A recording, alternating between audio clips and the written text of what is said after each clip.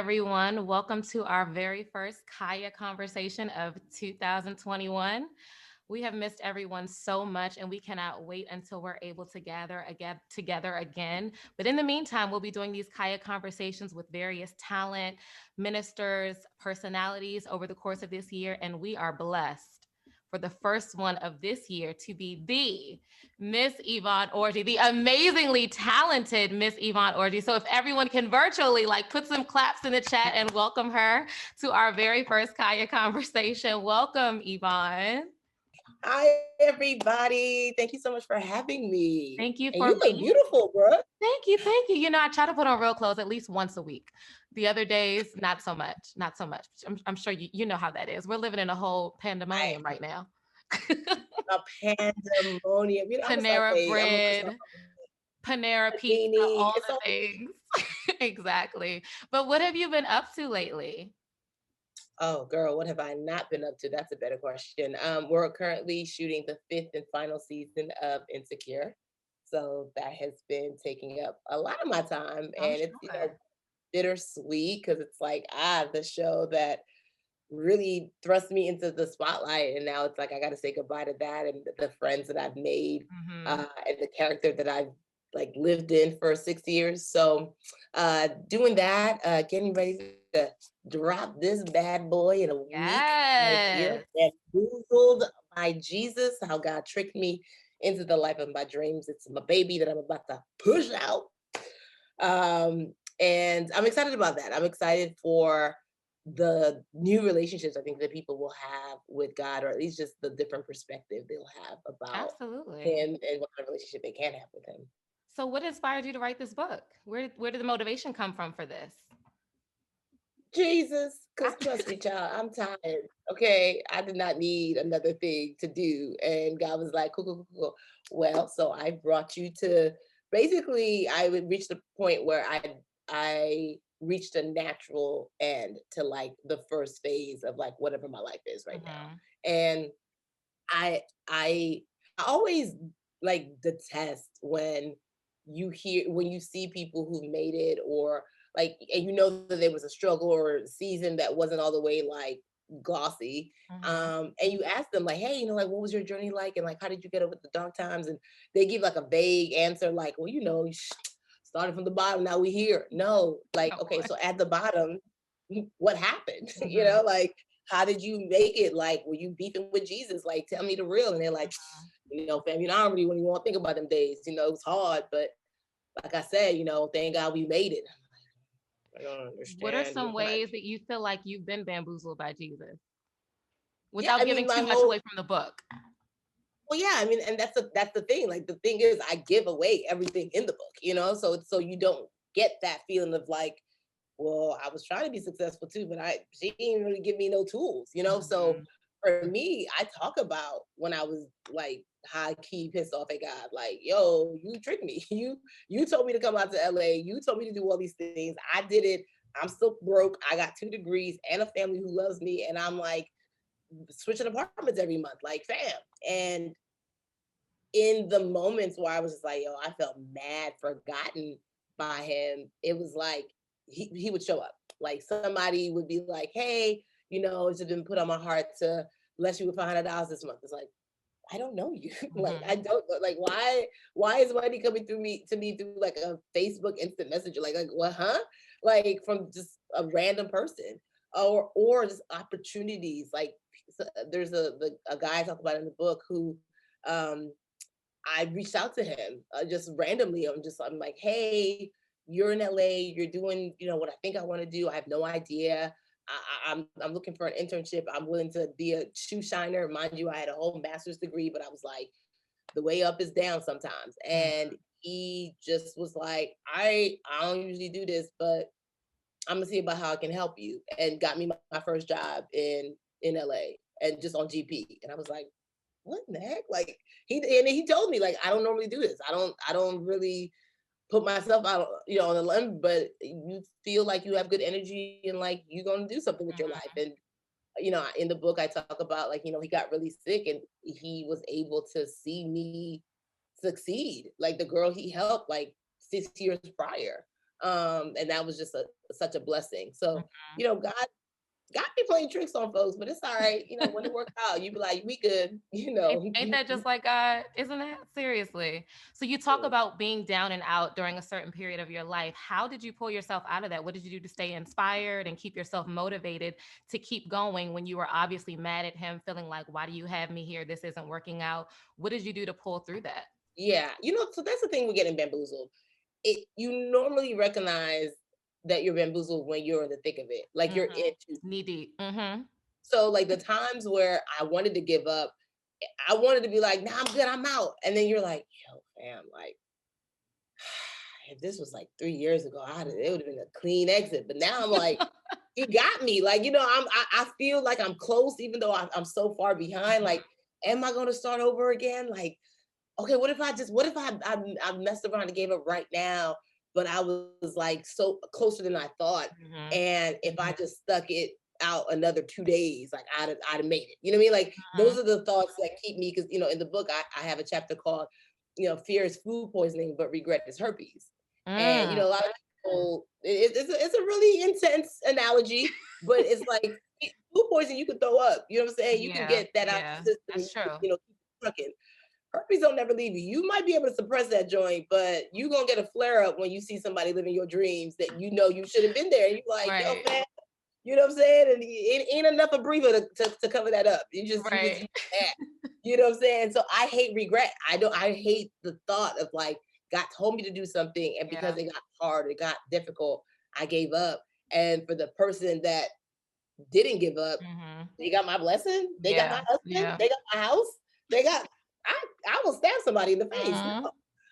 Mm-hmm. I did not wake up and choose violence today, but sometimes you just gotta keep it 1,000 with the Father. Absolutely.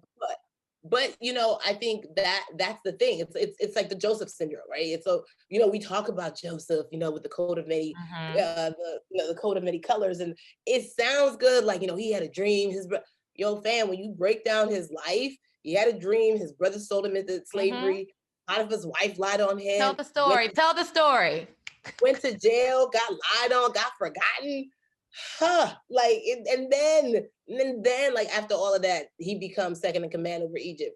And in the book, I talk about how we could look at all of those as a series of unfortunate events, or we could look at that as unpaid internship. Yep. Like his Mm-hmm. time All about with, perspective. for sure, like his Mhm. time with Potiphar, that was just setting him up to work in Egypt. Like if he by the time he got to Egypt, he's like, yo, fam, I'm good. I know how to work with kings. Like I got integrity, and all whatever it was all his resume leading him Mm-hmm. up to be the person he needed to be.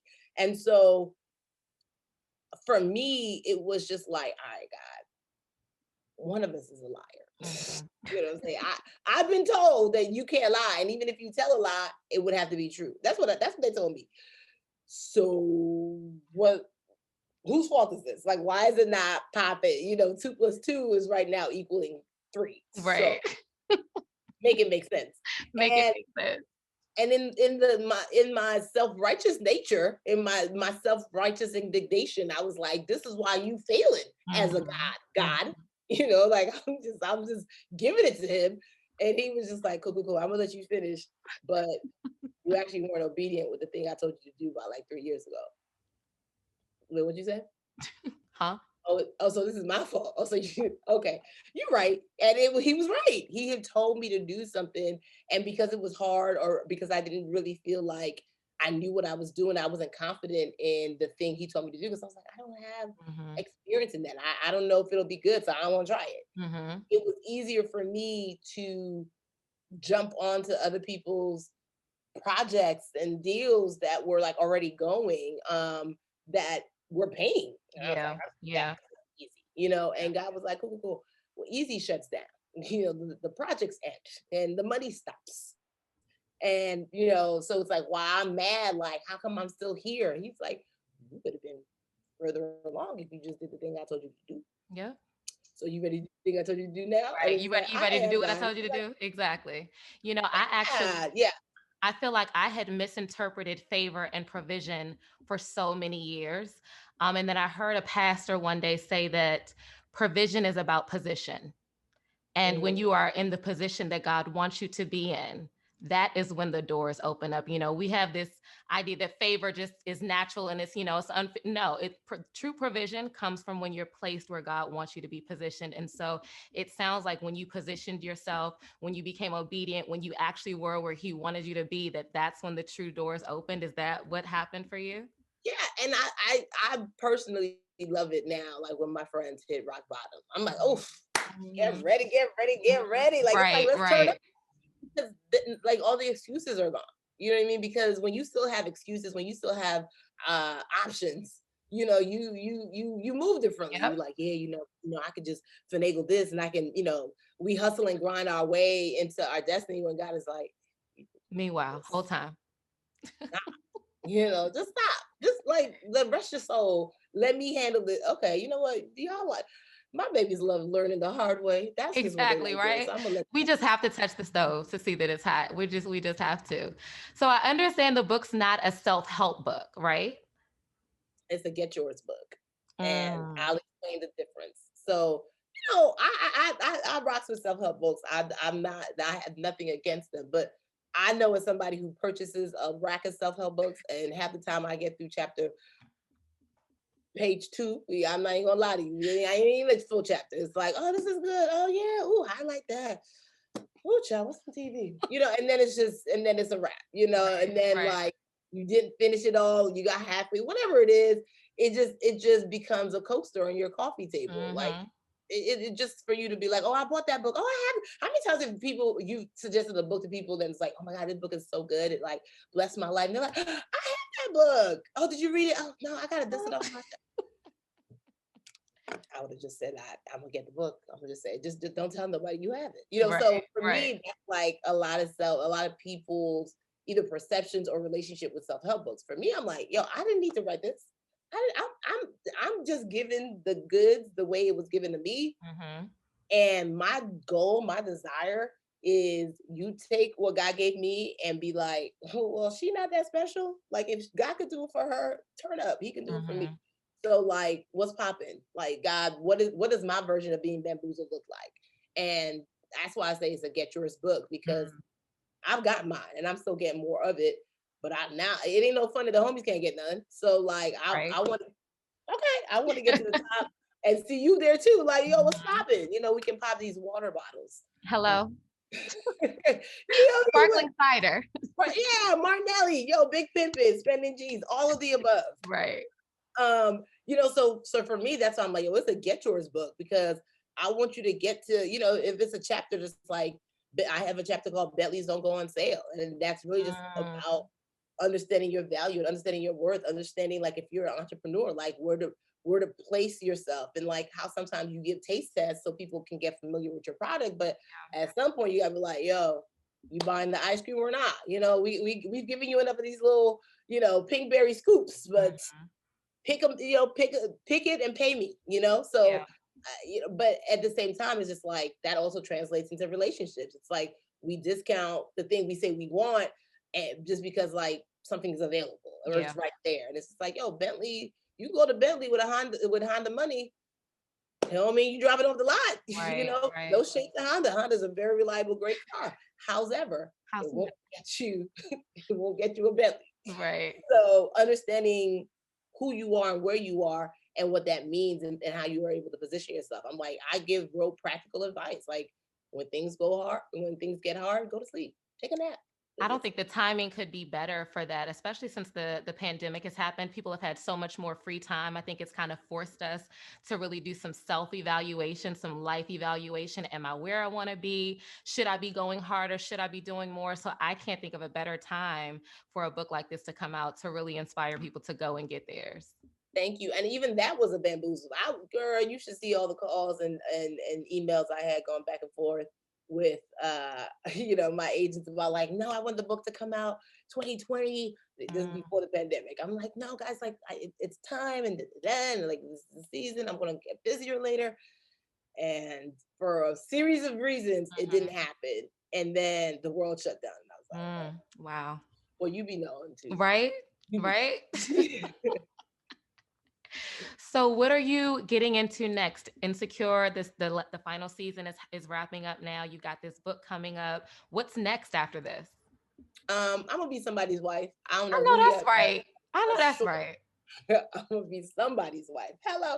Hello. Um, in addition to that, I have a couple deals in place. I'm creating my own show. It's called First Gen, and it's about a Nigerian American family. Very excited about that. I have Oprah and David Oyelowo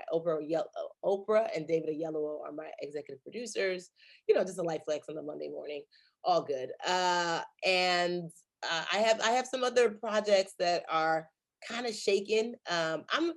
What's funny is, and my good friend Rachel, who introduced us, we talk about all the time how we're like transitioning in seasons. I've done the hustle and the grind and all that. I'm like, chill now. Like I'm Right, ready right. to like do less but get the most. Like, and it's just like as Black people, we never know that that's a thing that we can Yeah. do. Like we know how to put effort behind stuff and be like, yeah, I worked hard for this. And it's like, yeah, but what if God just wanted to give it to you? Right, right, But but right. now I think there's some people who are the other pendulum. They don't work hard for it, and they're like, God just gonna give it to me. It's like, oh, hold on. If that works, still kind of dead. Right. But I'm like, I've done the work. I've done the work, and now I'm just ready to like receive the release. Mm-hmm. And I'm interested to know what that looks like because that's Good. actually foreign for me. It's Yeah. different because I'm like I'm all the way on the go. I'm always like on to the next one, and now I'm just like, let's see what comes. Yeah. I've sown seeds, and now I'm ready for the harvest. Yeah, that booked and busy life, I'm over that as well. I'm trying to be restored and replenished. Okay. I'm trying to like reap some benefits of all of my hard work. I'm a single mom. I want to be around for my son more. He starts high school in the fall. I want to be present. I plan to be like the PTA mom that's overly involved, that gets on his nerves, like that I'm at everything that's going on. So yeah, I think that we did kind of in our 20s grow up feeling like we needed to be on our grind. No team, no sleep. It's time out. I need my sleep. No, team Please. 8 hours of sleep. Team, give That me all my sleep, please and thank you. But we team team blackout shades. Okay. listen, all the things, team vacations, quarterly, like we really need to like self-care is so important. And I'm glad that that's now becoming a thing, like mental health and therapy. Speaking of which, do you have a therapist? Is mental health a priority for you these days? Girl, I got two therapists on I know deck. that's right. I got a Black man and a Black female. So depending on what I'm going through, I'm like, all right, relationship stuff. Hey, bruh, let's talk about these these You're these these covered. You're fine covered money across the board. Covered coming across across the the board. board. I love it. I feel like there's this, myth that Black people shouldn't be in therapy. And I'm glad that we're dispelling that myth as well. Just more and more of us are making that a priority. Well, because what it is that therapy used to be a privilege. I mean, it still is kind of low key a privilege. Like Yeah. it was a luxury Hmm. because if you're a Black person and you barely have enough, or a person of color and you barely have enough to just get by, like Yeah. adding an extra 170 to Yeah. 220 for an hour, you know what I'm saying? Yeah. Like you're like, No, you're yo, right. if you were like me back in 2014, 220 can stretch me a month. You know what I'm Right. saying? Like Right. I got some things to do with 220. Like that's Hmm. gas, lunch, like we can All make the that work. things. So you telling me I'm just giving 220 for like someone to talk about my feelings, like bump my feelings, like I Right. gotta eat. Right. And so it used to be a luxury. Now it's more accessible, and it's also kind of like we used to put it on like, man, this is white people is going to talk to somebody about their problems. You know what I'm Right. saying? Like, we good on that. Like we just laugh it off, or like, we get through, like they ain't got no real problems. And so it's kind of like this badge of honor that like we could take pain. Like we've been through stuff and we don't need help. And it's like, oh no, it's not a badge of honor. Like we have been through some stuff, and that's why we Right. probably need therapy more like that. When we talk about reparations, add that to Black people, like free therapy for life. Like Right. that's something that we add into the equation. And so I think now just the stigma of it too, and also the church's acceptance of it, because Yeah. it used to be like, you don't need no therapist, just go to your pastor. And it's like, Hmm. but not a certified Right. counselor. Right. Wait a minute. They went to school for this. And so it's just like, we're now being able to balance, like you can have faith and still like need help processing Absolutely. feelings. And so I think that's why it's important. That's why I talk about it. And it's funny because I had a family member say, you don't need therapy, sis. You're a nice person. I'm like, yes, I need therapy for the people like you who don't believe Hello. that nice Hello. people can need Exactly. therapy. Like, it's just Exactly. like, I'm doing the work, and you talk Right. about some you needed what you needed. We all need it. Okay, We do. We even just to check definitely in and do. be like, yeah, even just to check in and be like, I am good. My Right. therapist said I'm great. Right. Turn up. That's awesome. Well, as we wrap up, I did just want to hear some final words from you about what you hope people gain or walk away from when they purchase Bamboozled by Jesus and get it in their hands to read. Yeah, well, for me, I I have a really, I think, dope relationship with God in terms of just like he my homie, like and it's just he cracks me up, I crack him up. He clowns me, I'm like, you ain't have to talk to me like that though. Like we have the same kind of relationship you would have with your best friend. I literally be like, yo, God, what we went on this date? Is this too much? You right. Not on the first date. Okay, cool. You know what I mean? Just inviting him into like my situation so that when you get to the big thing of like, God, how am I gonna heal from this broken leg? It's not like a new relationship that you just go to somebody only when you need something like Right. detrimental. It's just like, yo, I've been rocking with you when I was trying to figure out what to eat for lunch. So now like I'm rocking with you when I'm trying to figure out how to like overcome this other thing.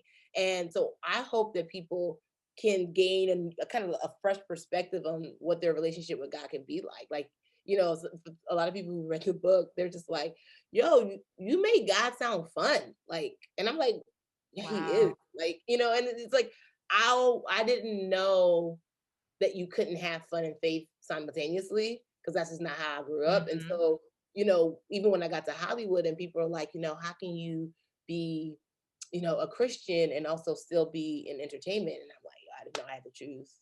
No one told me in the application process. Also, Right. the Right. Right. process. Like God couldn't have made a mistake and be like, hey, boo, go to LA, but also the thing that I want you to do, I'm gonna make it hard for you to do Hmm. because you love me. It's like, huh? Like that's not a thing. And what I found is because I'm so like I don't put no extra hot sauce on it. It's just like, oh yeah, I love Jesus. Okay, yeah, cool. I'm also Right. doing this thing. It opens up the door for people to be like, oh, we didn't know that we could be like loud Hmm. and embrace because of our Christianity. In Absolutely. fact, I've gotten more opportunities and more like hookups because people know my Hmm. faith is paramount and important to me in this industry. So the thing that like a lot of Christians are afraid to say and do, but it's also like you also balance, right? Like I didn't Absolutely. walk up with insecure set like I love Jesus, so here's Right. what I'm not gonna do. And if you have a problem, you gotta take it up to my father. It's like, Right. I fire date one, you know. And it's all about understanding wisdom and knowing how to move and also maintaining your boundaries and being having a symbiotic relationship with what you say you believe and how you move in that belief. Absolutely. So I hope that people get all of that. I hope they get that you can have fun and faith. That if Hmm. God really did call you to it, He will bring you through it. Like you're Absolutely. gonna go through it for certain. Even if it is smooth sailing for a while, you're gonna hit a season because Mhm. it just keeps your faith fine tuned to Him. For sure. Well, we definitely relate on that. I don't know how much Rachel, our good friend that connected us, shared with you about CAYA, but CAYA stands for Come As You Are. And we believe you come to God as you are and He will meet you there. And we believe in balance as well. So you can be righteous and a little bit ratchet as well. We have brunches. Our pastor has come to day parties of ours, where we like fellowship and enjoy each other because we do that with our friends anyway. Why not do it with your Christian friends as well? So trust me, we definitely see eye to eye on that. Before we wrap up, can you tell people how they can find you on social media or if you have a website you want to plug? Yes, you can find me at Yvonne Orji. That's YVONNEORJI. You can also hit me up at bamboozledbyjesus.com. That's where you can go. You can get the book. And thank you to CAYA for purchasing a nice amount of books. God bless y'all. Let's get Jesus on that New York Times bestsellers list. Why not? Absolutely. Why not? So Absolutely. thank And you of guys course, you can find the book anywhere, but if you can go to a Black owned business bookstore, for please try sure. to do that if you can. And on the website, on bamboozledbyjesus.com, we have a link if you want to go specifically to a Black owned website. So Perfect. Black owned bookstore. Mm-hmm. Awesome. Well, thank you so much again for joining us. Everyone, give her a virtual hand clap in the chat, throw some thumbs up, and all those things. Just wanted to thank you again for your time, and I will be purchasing a couple myself. Thank you so much. I appreciate you all with all of my heart. I'm about to go back to sleep because I'm on I the know West that's Coast. right. All right. Take care. Have a good one. All Bye. right.